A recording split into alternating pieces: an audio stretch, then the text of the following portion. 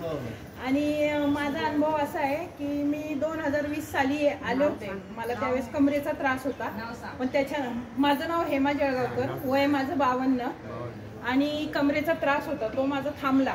असंच आम्ही राऊंड मारत होतो, सरांनी पाहिलं, शालिनी काकूंनी बोलवलं की या म्हणून, मग येत होतो. पण ते नंतर कोरोनामुळं माझ्या मुलीचं लग्न झालं, ते राहिलं, तो त्रास थांबला.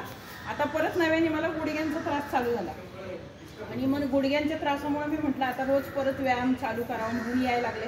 फरक पडला. त्याच्यानंतर प्रॉब्लेमच नसते, काय सांगू, गादी फाटली. मग परत 6 महिने आराम केला, परत चालू केलं. त्याला पण योगाच सांगितला, व्यायामच सांगितलं. आणि आत्ता मध्ये मला 15 दिवसापूर्वी चिकनगुनिया झाला.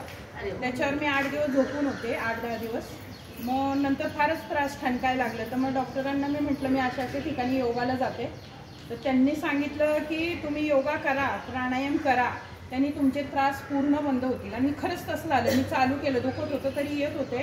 मग आता माझं सगळं थांबलंय. आता मी वज्रासनात बसत नव्हते. काकूंनी मला, त्यांचं नाव नाही म्हणत, काकूंनी मला सांगितलं मांडी नको घालू, परवाच वज्रासनात बस. पण मला काही गुडघ्यांचा त्रास झाला नाही, काही दुखलं नाही, खूप छान वाटलं. आणि परत नवीन म्हणायचं म्हणजे मला इथं सगळी नाती मिळाली. मला खूप म्हणजे भारी वाटते. सगळीच नाती, बहीण भाऊ मैत्रिणी मिळाल्या, काकू वगैरे सगळ्या. त्यामुळे मला इतकं भारी वाटतं ना इकडं आल्यावर. आणि मेन म्हणजे मला नातीला सांभाळावं लागतं. ते एक मला वाईट वाटतं की आठवड्यातनं 4 दिवस माझे खडे होतात. आता तिचे सासूबाई आल्या म्हणून मला काय प्रॉब्लेम नाही आहे, त्या असल्या की मी रेग्युलर येते.